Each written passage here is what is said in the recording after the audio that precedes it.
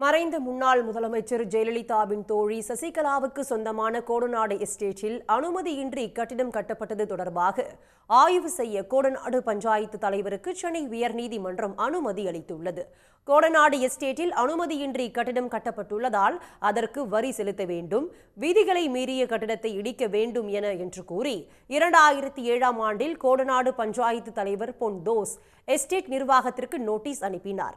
இதனை எதிர்த்து கோடநாடு எஸ்டேட் மேலாளர் ரவிச்சந்திரன் தாக்கல் செய்த மனுவை விசாரித்த நீதிமன்றம் 2008இல் பஞ்சாயத்து தலைவரின் நோட்டீஸை ரத்து செய்து உத்தரவிட்டது. இதனை எதிர்த்து கோடநாடு பஞ்சாயத்து தலைவர் தரப்பில் தொடுக்கப்பட்ட மேல்முறையீட்டு வழக்கில் நீதிபதிகள் SM சுப்பிரமணியம், C குமரப்பன் அமர்வில் இன்று இறுதி விசாரணை நடைபெற்றது.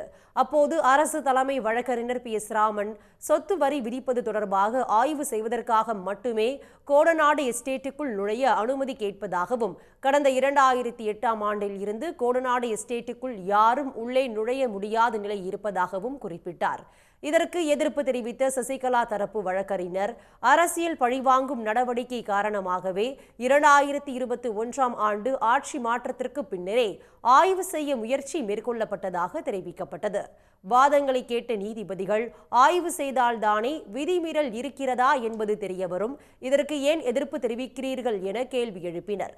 கோடநாடு எஸ்டேட்டை ஆய்வு செய்யவும் சோதனை செய்யவும் அதிகாரிகளுக்கு முழு உரிமை உள்ளதாக கூறினார். உரிய விதிமுறைகளை பின்பற்றி எஸ்டேட்டில் ஆய்வு செய்ய கோடநாடு ஊராட்சி தலைவருக்கு உத்தரவிட்ட அவர்கள் ஆய்வின் போது நடுநிலையுடன் செயல்பட வேண்டும் எனவும், அங்கிருப்பவர்களை தொந்தரவு செய்யக்கூடாது எனவும் அறிவுறுத்தி வழக்கை முடித்து வைத்தனர். உடனுக்குடன் செய்திகளை தெரிந்து கொள்ள சன் நியூஸ் பெல் ஐகானை கிளிக் பண்ணுங்க.